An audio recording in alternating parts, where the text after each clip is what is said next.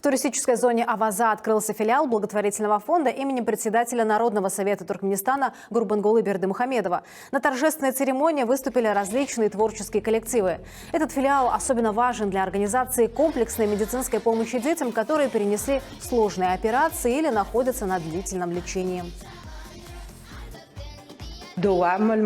Благотворительный фонд символизирует приверженность общества гуманистическим ценностям. Поддержка слабых – это задача не одного человека, а общества и государства. Поэтому традиции и обычаи наших предков в этом направлении находят отражение в государственной политике.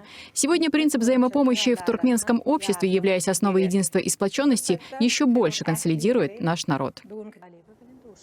В рамках торжества Огулджахан Атабаева встретилась с Лейлой Алиевой, вице-президентом фонда имени Гейдара Алиева. Они поговорили об обмене опытом в сфере охраны здоровья детей, развития благотворительной деятельности и сотрудничества в гуманитарной сфере.